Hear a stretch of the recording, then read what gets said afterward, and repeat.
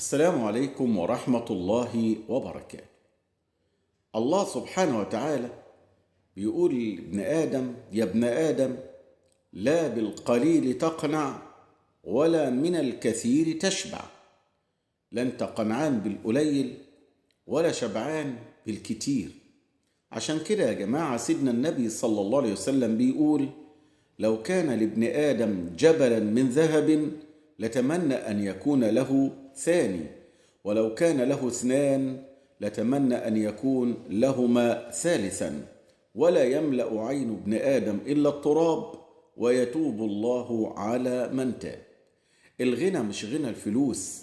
ياما ناس معاها فلوس لكن طمعها أكبر من الفلوس اللي معاها.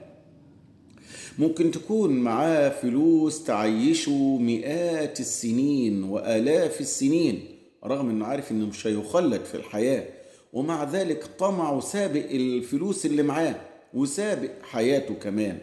لكن النفس اللي تكون غنية وعزيزة وأبية ما بتستشرفش لأي نعمة في إيد أي حد تاني، لأن ربنا سبحانه وتعالى قسم الأرزاق وهو الحكيم، وعارف سبحانه وتعالى إن المال هيعمل في الإنسان ده إيه والفقر هيعمل مع الإنسان ده إيه.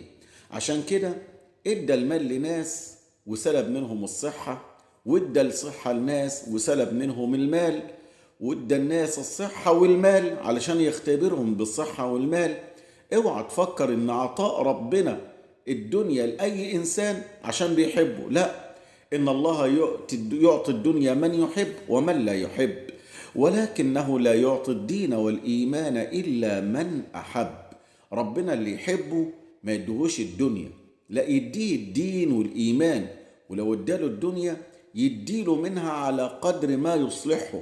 ولذلك ربنا سبحانه وتعالى ما اداش الدنيا لسيدنا النبي، وما خلقش الدنيا الحقيرة الدنيئة دي لسيدنا النبي صلى الله عليه وسلم.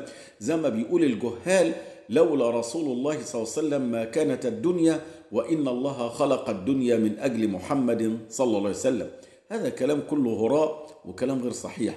ربنا سبحانه وتعالى بيحب سيدنا النبي، علشان كده ما ادالوش الدنيا، لأن الدنيا أحقر شيء عند ربنا وأدنى شيء عند ربنا سبحانه وتعالى. علشان كده دايما كن راضي باللي ربنا اداهولك وقسمهولك. ارضى بما قسمته لك تكن أغنى الناس. ارضى باللي ربنا قسمهولك هتكون أغنى الناس فعلا. اوعى تبص النعمة في ايد حد تاني، واحمد ربنا على اللي انت فيه. ما تعرفش الناس اللي معاها فلوس أحوالها ايه، وما تعرفش حالتها